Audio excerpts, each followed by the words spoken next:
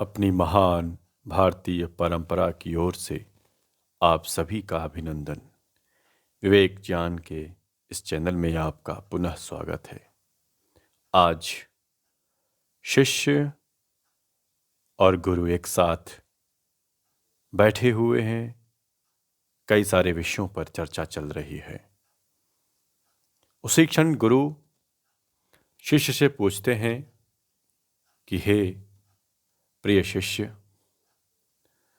हमें देखने के लिए किसकी आवश्यकता होती है? अगर हमारी दृष्टि के सामने कोई बाधा बने, कोई चीज आ जाए, तब भी क्या हम देख सकते हैं? लेंस का आविष्कार किसने किया था? अगर तुम कुछ बता सकते हो तो बताओ।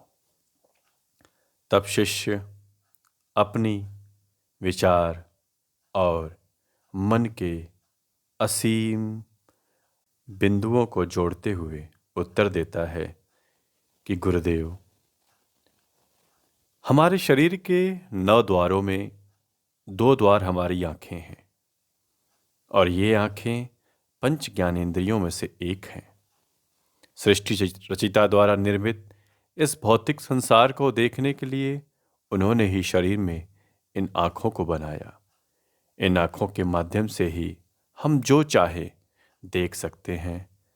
कई ऐसे दृश्य हैं जिन्हें हम अनुभव कर सकते हैं, लेकिन वह दृश्य तभी दिख पाता है जब हमारी आंखें हमारे भीतर के मन से जुड़ी हुई हों। क्योंकि कभी कभी ऐसा होता है कि हमारी आंखें तो खुली हैं, लेकिन हमें कुछ भी चीज का आभास नहीं हो रहा होता है, क्योंकि हम मन से कहीं और होते हैं। इसलिए हम यह कह सकते हैं कि यह आंखें एक इंस्ट्रूमेंट हैं, एक उपकरण मात्र है।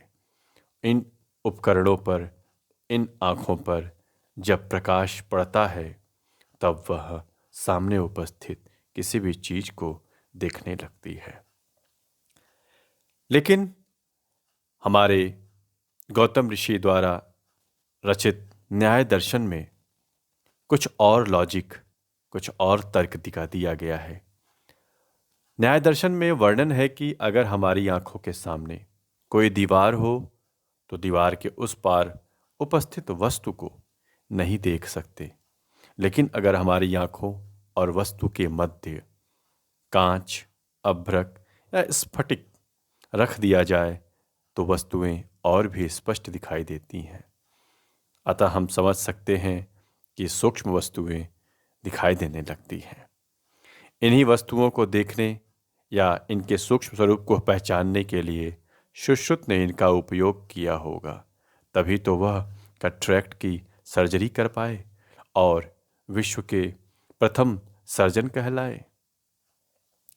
लेकिन दुर्भाग्यवश आज के समय में कहा जाता है कि 13वीं सेंचुरी में बेकर रोजर ने सूक्ष्म वस्तुओं को देखने के लिए लेंस का आविष्कार किया था।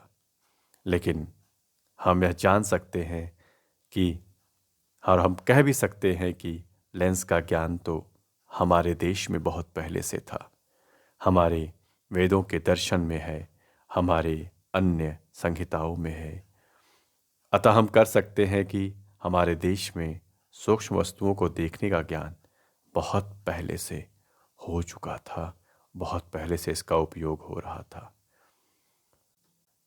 इस प्रकार भक्त की, शिष्य की उत्तर से खुश होकर गुरु आगे की ओर प्रस्थान करते हैं और भक्त को, शिष्य को आशीर्वाद देते हैं।